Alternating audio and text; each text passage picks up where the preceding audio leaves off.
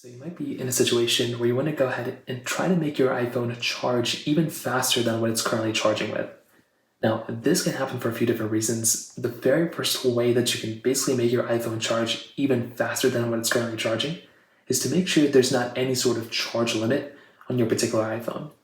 Now, charge limits are these things that are built inside of our iPhones that Apple adds. If you want to go ahead and basically go through and kind of increase the battery health of your iPhone over time or make sure it doesn't degrade over time.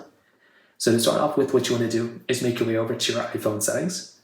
You then want to go and scroll down until you see this little option that says battery. So you can go and click on the battery right there. And then what you can do here is you can go ahead and basically see this particular panel. What we're going to want to do is you want to, one, make sure that under battery health and charging, you don't have any sort of charge limit. So here I have optimized battery charging.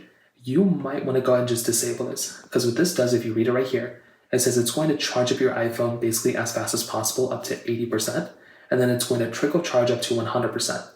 For some people, that might be okay. For a lot of people, you may not want to do that.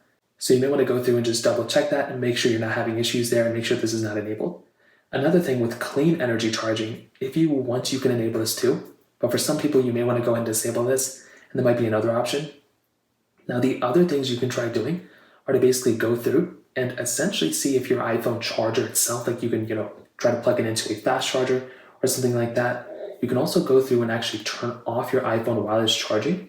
So power it off, and that can also help kind of, make it charge faster. And if you're not using it while you're charging it, that can also charge it faster as well. So those are a few different ways to increase the speed of your charge of your iPhone. If you have any other thoughts or questions, let me know in the comment section below.